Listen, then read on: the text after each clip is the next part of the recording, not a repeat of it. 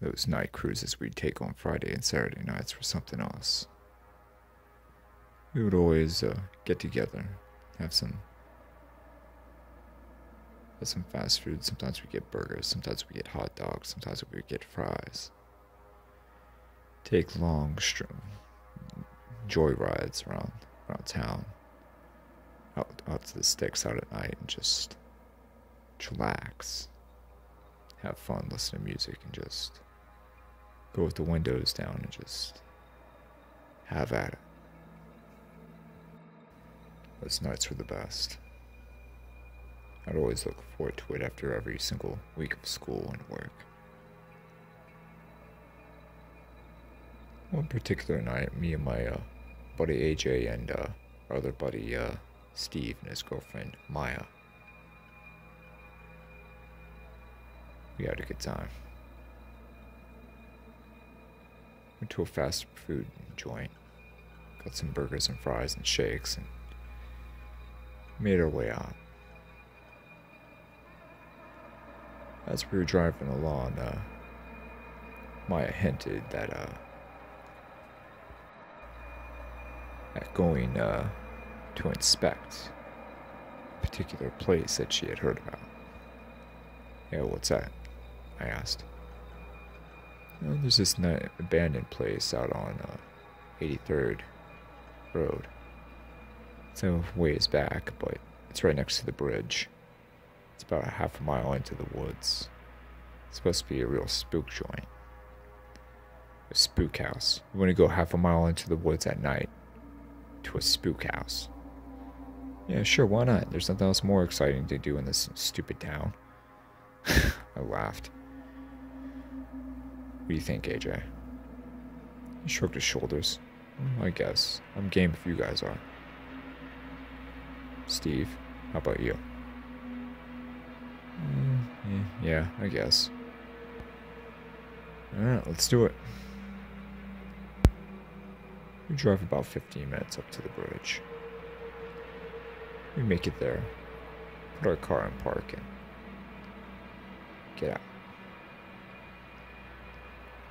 We had flashlights with us, so we were able to see in the dark better. Well, even though it was a full moon out that night, and the moonlight was lighting up the landscape fairly well, but we just wanted to be sure and be safe, so we all got flashlights. So, what exactly is so spectacular about this particular spook house? I said. Well, apparently there's a lot of disappeared persons around this area, answered Maya. And apparently back in the day there was a multiple murder here when people still lived in the house. Oh yeah? What happened? Well, apparently, back in the day, these people were fairly well off, well-to-do. And after a couple weeks, no one had heard or seen from the people, the family. So someone got curious, called the police, and they headed out here, and what they found in the house was quite grotesque. Really, what were the details? Lots of blood smeared against the walls, some crushed bones, and that was about it. Really. Yeah, apparently the door had been ripped off of its hinges. All of the windows were busted out. Did they ever have an idea of what happened? What did it? Or who did it? I shrugged. They have no idea.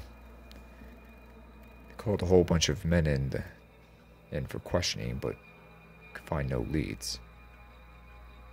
No footprints, no fingerprints, no murder weapons, no, nothing like that. She said gravely. Sounds like a bunch of bullshit to me, said Steve. Baby, that's not funny. Don't say that. I'm sorry, babe, it does. I mean, how the hell did they get so mutilated like that? And there was no trace of what or who or what did it. You'd be surprised, AJ interjected. The world's a much stranger place than what most people give it credit for. It's a lot bigger than most people realize, too. The majority of the U.S. is still either wilderness or farmland. So, you never know what could happen or what could be out there. I nodded. Yeah, that's true. With all the recent sightings of cryptids all across the country in the past couple decades, it makes you wonder. Wonder about what? Said Steve. I turned around and looked at him. About what's really, truly out there. The possibility of something that could be out there. And just like AJ said, there's so much about this world that we don't understand or know about. So much that's beyond our understanding. It's best to keep an open mind and look for the answers. Steve rolled his eyes. If you say so, he said. Still think it's BS, but we'll see. We went further into the woods. We were almost 3/4 of the way there.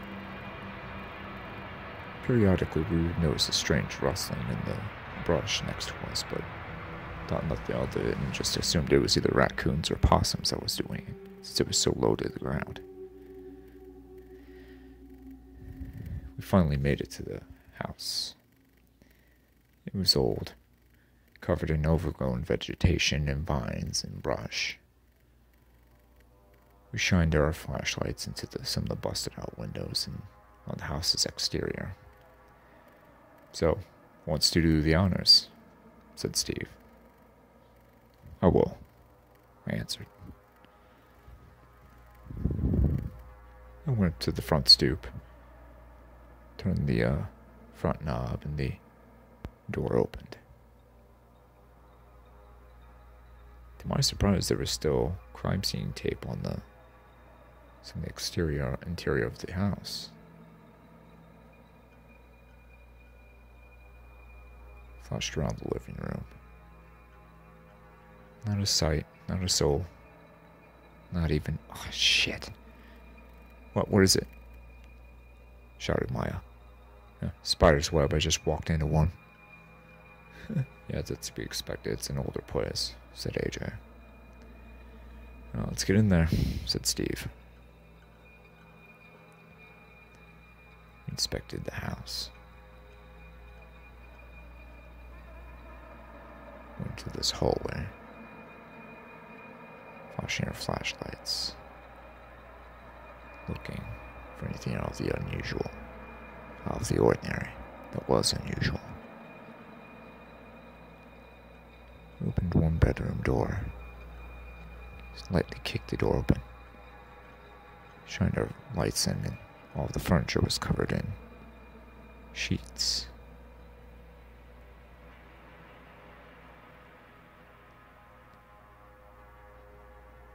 Made our way up back down the hallway. And there was a staircase. We went up.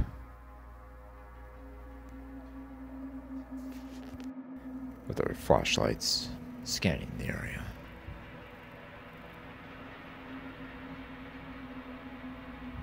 Suddenly we heard a scratching against a door. A push.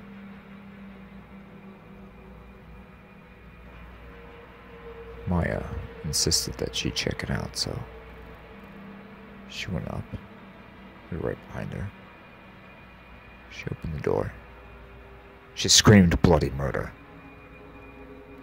only to find a rat scampering away back into the room. Jesus, baby, yelled Steve. AJ and I caught our breath after flinching. I'm sorry, guys, I'm just a little... You know. We know. All three of us said in unison. We went back into the room and we checked it out. Again, nothing but dust, cobwebs, and old furniture covered in sheets. The floor creaked underneath the weight of our feet. We made our way back down the staircase. So, anything else you guys want to see here? No, I think I've seen everything that I want to see, said Steve. What about you, AJ? He shrugged. Yeah, sure, I guess we could head back if you guys want to. Not seen much of anything, so... Yeah, let's go. We headed out the front door. We were on our way back. That was kind of a letdown, I said. Yeah, except for my little incident, laughed AJ. You're such a dick. We're funny though. I'll give you credit for that, he said. As we continued walking, we noticed that Steve was being unusually quiet. We turned around and all of a sudden we realized that Steve wasn't with us.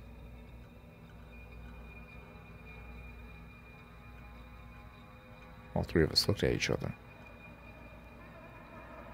Where the hell did he go? I asked. He was right with us. He was right behind us. He couldn't have gone far, said AJ. Babe? Shouted Maya. Where are you? Steve! She shouted. Where are you? No answer. Steve! I shouted. I waited for several seconds, but there was no answer. God damn it, Steve. This better not be a damn joke. Where are you? Steve! Shouted AJ. Again. No answer. Where the hell did he go? I whispered. I don't know. Fuck, I don't know. What? Steve! AJ called out again. Where the hell are you? Baby, where are you? Steve! Shouted Maya again. Again. No matter how much we called out, there was no answer. Our flashlight scanned the brush. The old beaten trail was crowded by thick forest and thick brush and thick underbrush. Our flashlight scanned the vegetation.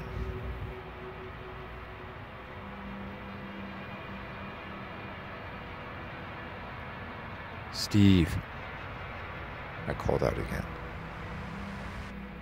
No answer. Where the hell can he be? Said Maya. Do you guys want to go look back at the house, or what do you want to do? Yeah, let's do that, said AJ.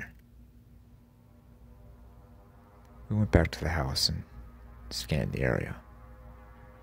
We even went back into the house to look for him, but there was no sign.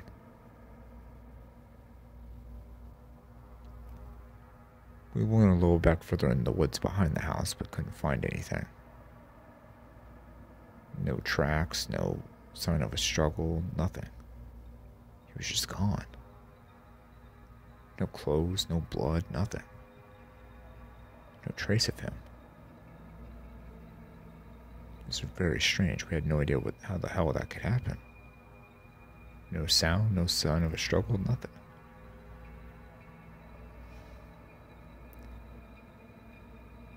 We looked for a little longer and we decided that we were going to call the police and have them over here and once we got back in cell phone range. Alright, let's go, said AJ. We need to get in touch with the cops. Something isn't right. We all three agreed and we started to go back to the car. So Maya, what do you make of this? Has he ever pulled some crazy shit like this before, or? We waited for several seconds for her to answer, but there was no answer. We turned around, only to see her lying on the ground. She had been slashed across the torso by something with immense claws. Blood was oozing everywhere. She was shaking from the shock of the blow. AJ and I looked at each other. We didn't even hear it. How the hell can... Just then, an incredible monstrosity that hell itself spat out came out of the woods. 11, maybe 12 feet tall. Jet black. It was a bipedal canine creature. A bipedal wolf, a giant bipedal wolf. Jet black. Luminous amber yellow eyes. Incredible muscular body. Had legs like lower legs like a wolf, the hocks and the paws. Had thick upper legs, upper thighs. Muscular V-taper torso. Incredibly long, muscular arms. Thick neck, covered in a sort of foam mane almost. Incredibly high ears with tufts coming out of the end. And a blasphemous set of jaws that looked like it belonged on a crocodile rather than a canine. Incredibly large incisors and teeth.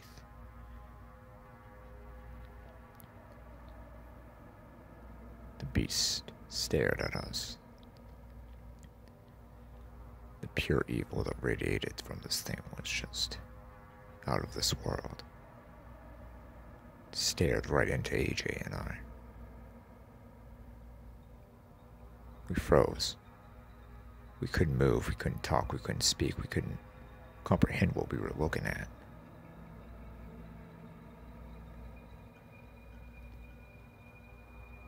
Then this thing bent over, picked up Maya by the torso in its jaws, shook her around a little bit. Blood started fleeing everywhere. We heard a crunch, and her body went limp.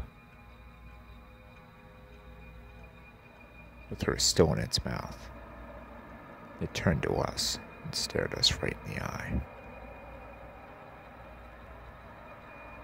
Our mouths hung open. Our bodies were shaking. I don't know about AJ, but I pissed my pants. I couldn't process, I couldn't comprehend what I was looking at, what I was seeing.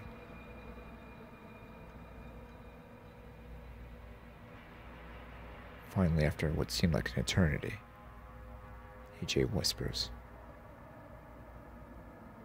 "Run as fast as you possibly can, my brother. Go, now!" We turned around and sprinted off as fast as we could.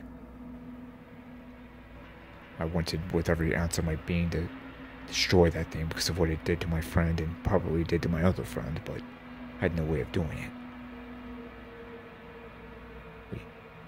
AJ and I ran as fast as we could toward the car.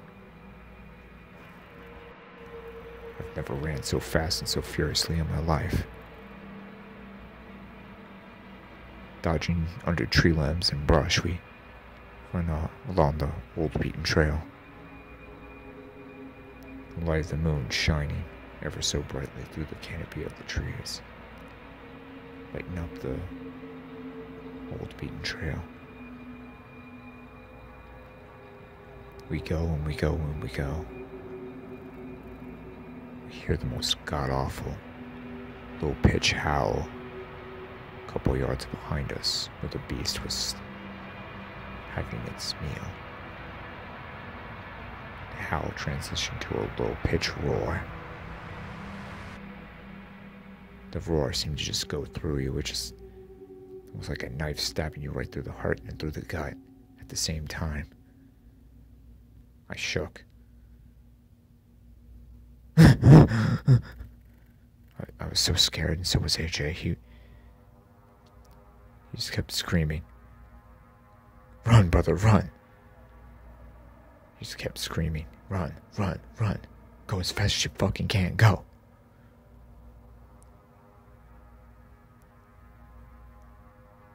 And another howl. Off in the distance.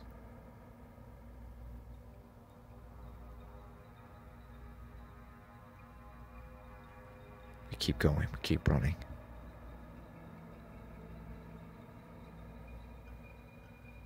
We're about a couple hundred yards from the car. When we start to hear rustling. Something enormous moving through the brush. Enormous. It almost sounded like a damn dinosaur, like an elephant going through the brush. It's trailing us, just off of the trail. Joe, run as fast as you fucking can, brother, go! Shouted AJ.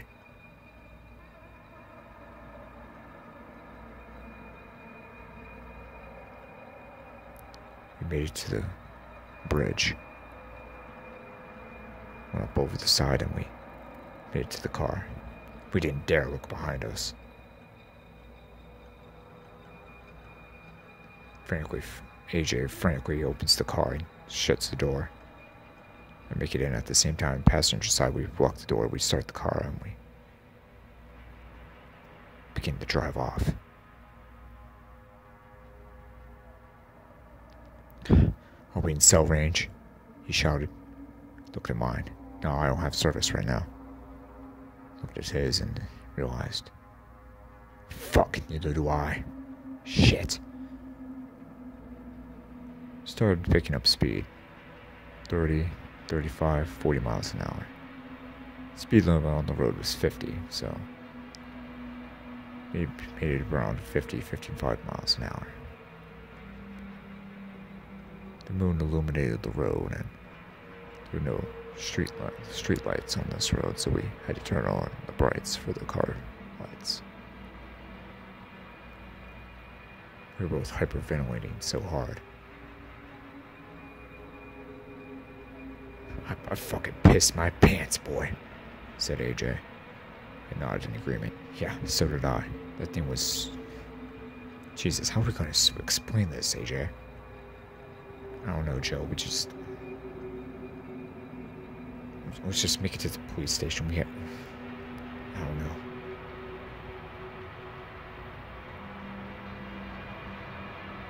We continued to drive.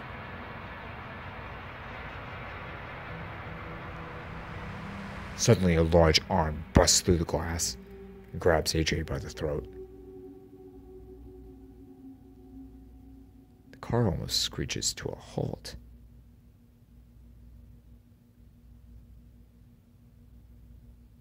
The animal was actually stopping the vehicle from moving forward while at the same time it was tearing AJ out the car. Blood was splattering everywhere, squirting all over me and all over the cab of the car. All over the windows, the windshield, the steering wheel. AJ gasped in pain. The incredibly large black hand, complemented by the enormous 3 to 4 inch claws at the end of each finger, ripped through the flesh of his throat. The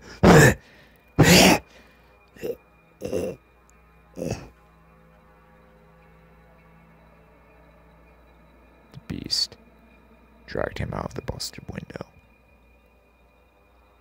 I stood there in the passenger seat, frozen in fear. I tossed him aside. Then it casually looked through the window in at me. The yellow amber eyes looking right through into my soul. Pure evil, sizing up its next victim, its next victory, its next meal. A large tongue came out of the mouth and licked the lips. The lips opened to reveal the damnable teeth.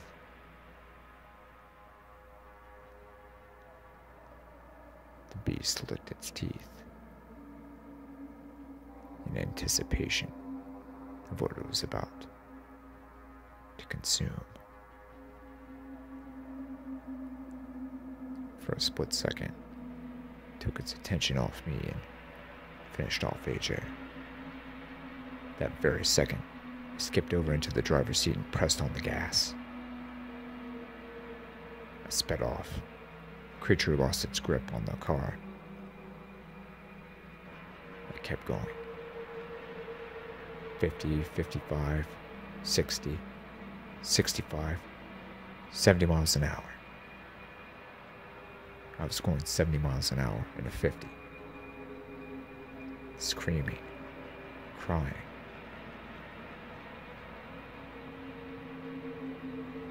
Just kept going. I looked in the rearview mirror and to see the damnable beast still following me. It wasn't keeping pace, but it was still following me.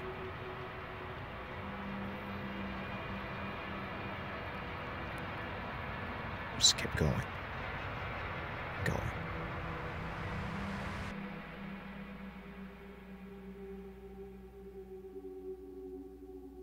Till I made it into town.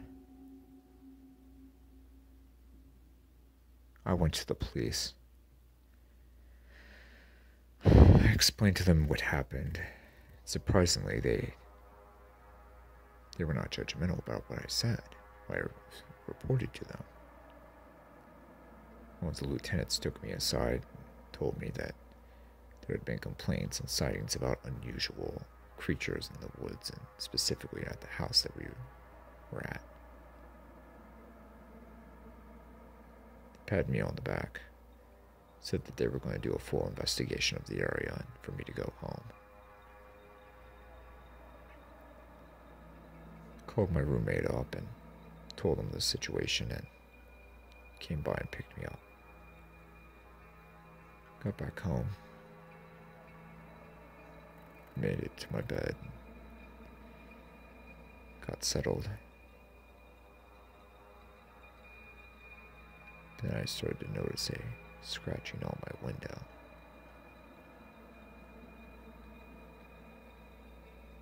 Tapping on the window.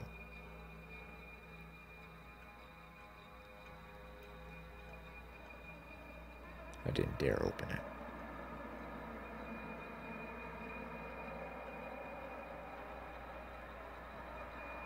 Then my window busted open. Something had been thrown. It was a good-sized log. It was thrown through my window.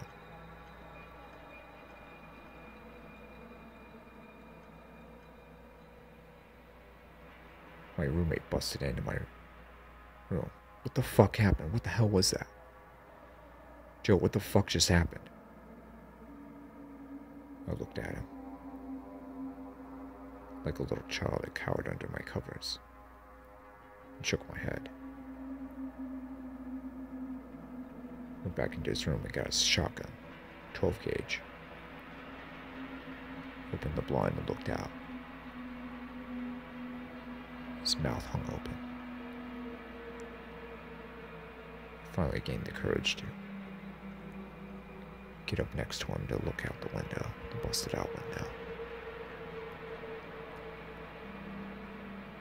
About 30 yards away, I could see the enormous head of the beast